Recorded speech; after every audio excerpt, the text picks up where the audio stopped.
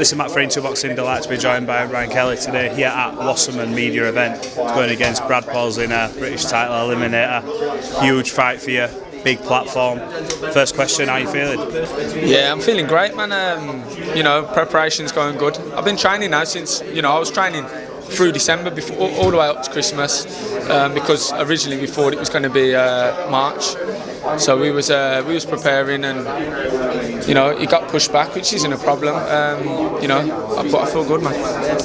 How good is it to already be in training, so that you're not almost on like a weight loss camp before you started? You're already active. You're already looking good shape today. How much will that benefit you going into fight week? Well, it's always good to stay ticking over. Base fitness is always good, because then you haven't got to start cutting loads of weight off. Also, I was training up through December, so I got to have my Christmas turkey, which I ain't got to worry about my weight. So it's put me in a good place. Brad Pauls, interesting fight this. You've got the experience looking at the names on your record. Do you think that's what could separate you in this fight? The fact that people are obviously saying that you're the underdog coming into this, but you've performed at that higher level. So do you come into this first question with a bit of a chip on your shoulder to say, you know what, I ain't no underdog in this fight, I'm a live dog in this fight, I'm coming to win? Most definitely. I'd never see myself ever. It's not a pride thing. I'm no underdog. I'm not in here to make up the numbers and shock anyone. I believe in my ability, I believe in my strengths, and I believe that all my attributes are going to bring me through this fight, and in fashion. What does he do that you've got to be wary of? I asked him the same question, so I want to know what you say now. What does he do that you've got to be switched on for, that you've got to almost take away his strengths so that you can use them for your own benefit? I mean, he's got a decent amount of stoppages, so he can obviously punch a bit, but I'm a new opposition for him. I'm a new level of opponent, and again, it's not blowing my own trumpet. It's facts. I bring a lot to I bring a lot to my boxing. I can sit behind my jab. I can mix it inside. But biggest thing for me now is not fighting the scales, and it just I feel so much stronger. Is that, no pun intended, is that a weight off your shoulders, knowing that you're not going in there almost, I don't want to say one hand tied behind the back, because at the end of the day you've got to make weight, but if you're doing it a lot more comfortably, it means that you're going to be in better shape and mentally a lot better prepared. Is that such a weight off your mind, thinking I'm going to have to kill myself? I don't have to kill myself to make it though. Yeah, definitely. The last time I made 154 was against Hamza Shiraz. I was 25. I was given 3 weeks, I believe, for the fight. And I was a bit naive then.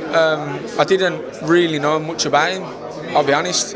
I was told, X, Y, Z, you get paid this, and I just thought, you know what, I believe in my skills. I went in there and I was up on all 3 judges' scorecards. My punching resistance wasn't there. I got caught. It took me 8 seconds, and I went out on my feet. That doesn't say anything about me as a fighter. Give me the right preparation and the right way, and I'm gonna go with anyone. I think we've seen as well in boxing, we can't define anyone's career by losses. I mean, take a guy like Lee Wood. I think he's got 5-6 losses.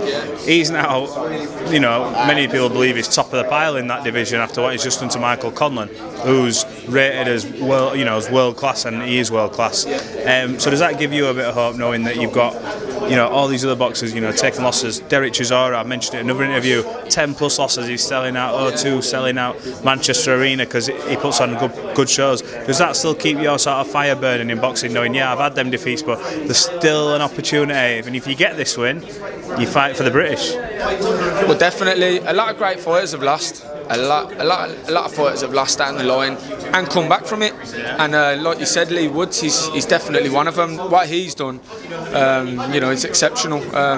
The way he's come, even that fight there against Conlon, he got down in, what was it, the second or first?